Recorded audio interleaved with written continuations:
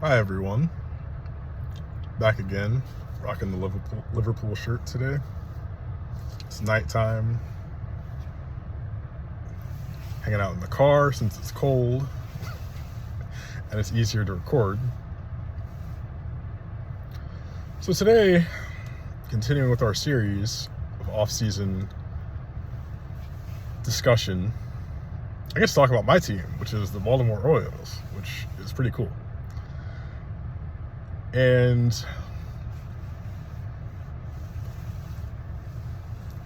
I wrote some stuff down because I like to just organize some thoughts.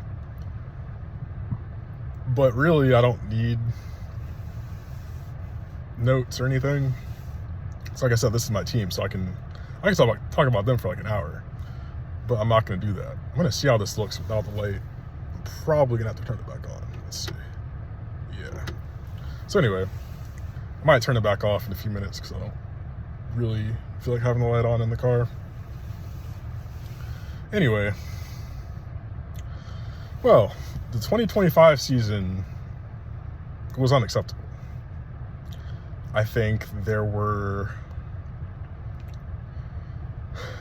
I don't like to use the word luck, but I will say that there were some extenuating circumstances where guys were injured that probably shouldn't have been. Some people were relied on who probably shouldn't have been. And I can name names. Let's see. Charlie Morton, Kyle Gibson, Grayson Rodriguez. 3 names right there. Even Felix Bautista to an extent after coming off Tommy John. I think Kyle Bradish as well, because he was coming back from Tommy John, didn't even come back till like August. It was a recipe for failure. And to bring in guys like Sugano, who was 35 and never played in Major League Baseball, Charlie Morton, whose numbers had been declining with the Braves, and I mean, there's the risk, but then what's really and to be honest, there was somewhat of a reward because they were able to flip him to the Tigers at the deadline, which I don't know what they thought they were doing with that one, which is kind of funny because I'll be talking about the Tigers pretty soon. But anyway, injuries included Westberg, Cowser, Rutschman, Henderson even. Who else? I already mentioned the pitchers. But anyway, unacceptable season. Traded off some guys at the deadline. Laureano, O'Hearn, Soto, Dominguez, Kittredge, Coulombe. Kittredge is back. We brought in Ryan Helsley for the closer role. They traded for Taylor Ward. Oh, and Tyler O'Neill, another dude that was injured.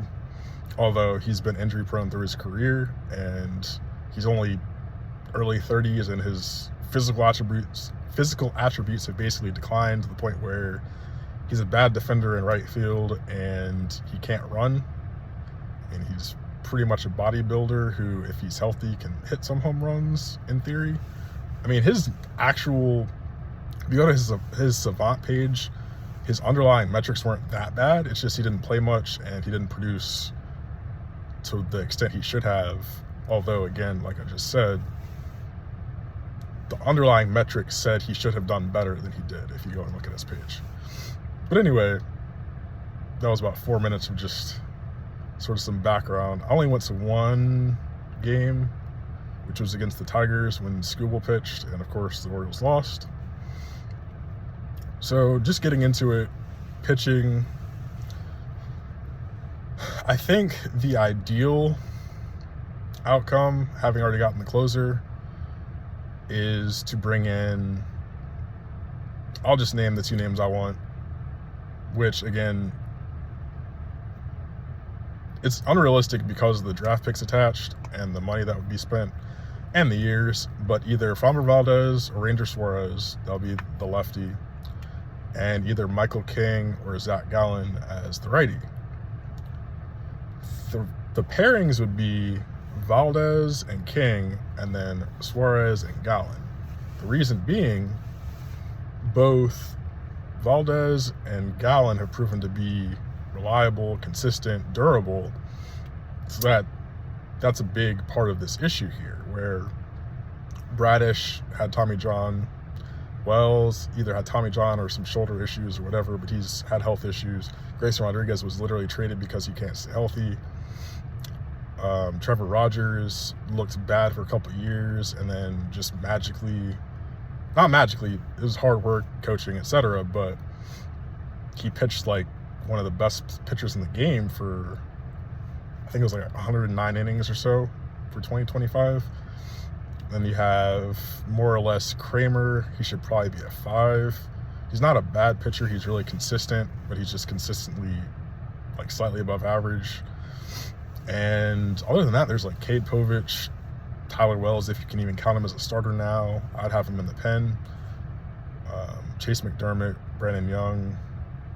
That's about it. And so there's basically 2 holes in the rotation. So like I said, I don't expect to get any more than one of those guys, and even that would probably be somewhat of a stretch.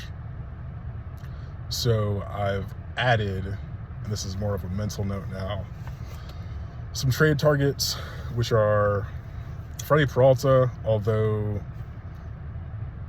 my problem with him is either he'd need to be extended immediately or you'd have to extend Trevor Rogers, because I don't see the point in having 2 guys of your top 3 who are both going to leave after a year. That to me makes no sense. It'd be basically a Corbin Burns part 2, except that would have been the 3rd pitcher trade. You would have lost at least 6 prospects in the process, which, I mean, if you win a World Series, then who cares? But is that going to happen? The odds are not in the team's favor, just statistically. So I think that's a lot to risk. I think if you could get any of Valdez, King, Gallen on a 3-year deal, that's something they would do. And I think they would allow losing a pick, because you need the pitching. Last year showed you need the pitching, you need the quality depth in the pitching. And then, speaking of the trade targets, there's Pablo Lopez, Joe Ryan, both from the Twins. Ryan's had a better year in 2025 and makes less money, so I think he'll go for more prospect-wise. And then there's Mackenzie Gore from the Nationals. Who knows what the Nationals are doing? I think I said this before. Yeah, I was talking about that in the Padres video. Yeah. And so you can make something work with that. Like, they need a lot, and the Orioles have prospects, a lot of pitchers, some outfielders, not so much infielders. But yeah, I mean, I'm not going to go into a specific trade. I'm just listing some names. Others are Sandy Alcantara and Edward Cabrera from the Marlins. I'm torn on those because, A, I don't know if they'll even get traded. I don't know what the Marlins are going to try to do. Are they going to just piece by piece blow it up again, or are they actually going to try to compete now? That's a question. And then what you'd have to give up to get someone like Edward Cabrera after only 1 good season and some of his underlying numbers weren't great. To me, that's a ticking time bomb situation, and I wouldn't give up much for him. With Sandy, I don't know if that pitcher from before he got injured is still around, so I wouldn't trade for either one of those guys if I'm the Orioles. I mean, maybe from a innings standpoint, but other than that, quality, I think you can find better elsewhere. So my pick of those guys, there's also Mitch Keller. There's the pipe dream of guys like Hunter Green, Tarek Skubal. I don't think those 2 are realistic. I would not trade for Mitch Keller either. I mean, maybe you wouldn't have to trade as much because his contract is kind of bloated for what he is, which, again, in this rotation would probably be like the 4.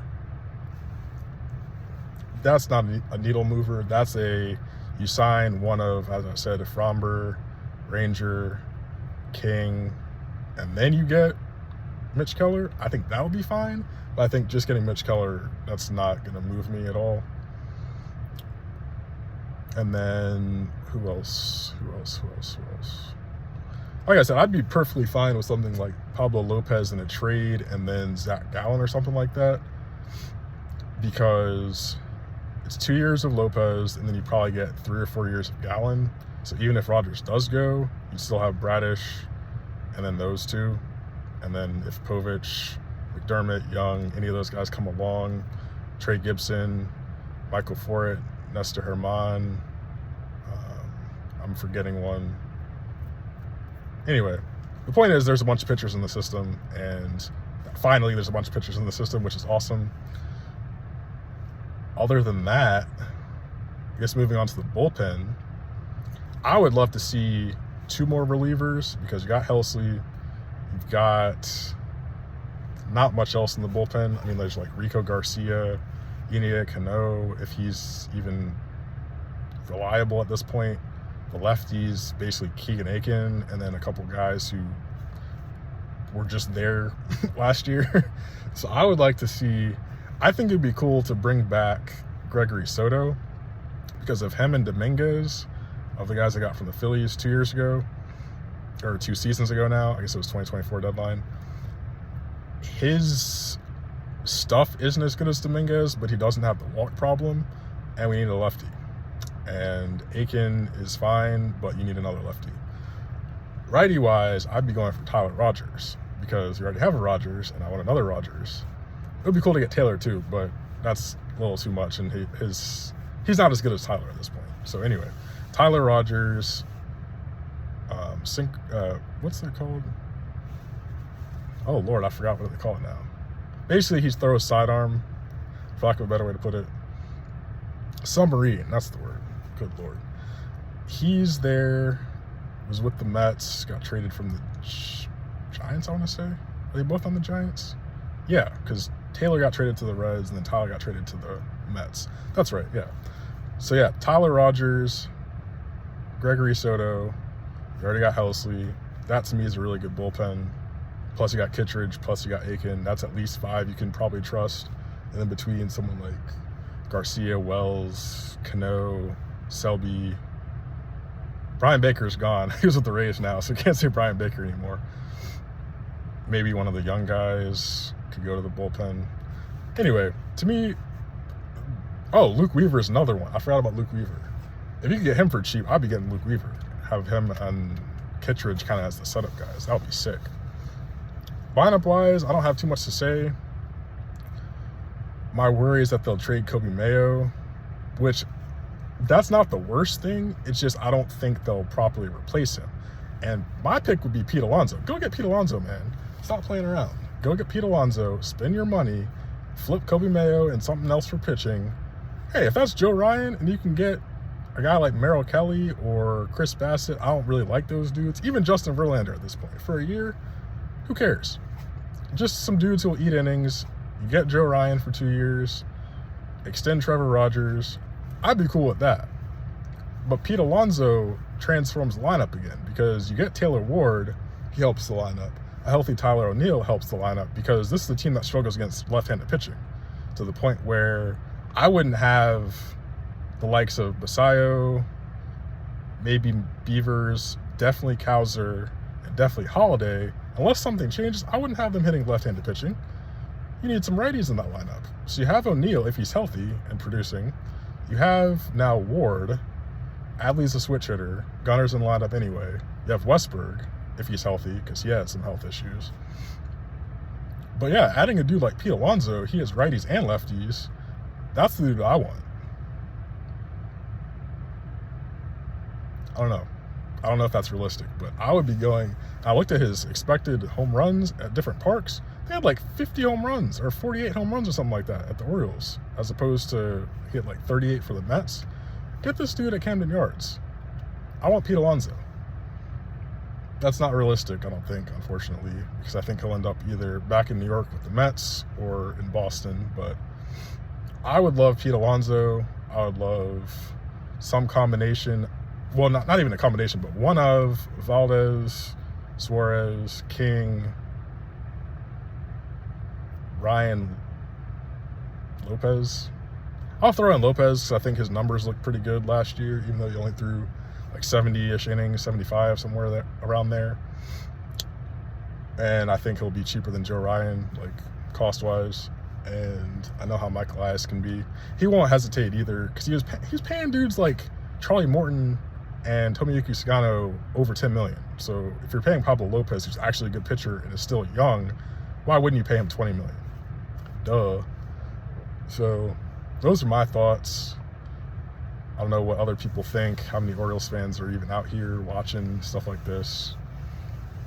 Maybe some Twins fans can chime in who they'd want in a trade for either Ryan or Lopez. Because those are my main two that I'd be looking to trade for. I mean, there's Reagans too, and Bubich, and guys from the Royals, but I mean, maybe they want Dylan Beavers. I don't know. Anyway, if you guys have any thoughts, if you made it this far, thanks for watching. This is my team. I could talk about them for a while. It's already been 15 minutes and barely even feels like I've talked. But let me know what you think. Leave a comment. Show this video to someone else. Thanks for watching, and I'll see you in the next one. Peace.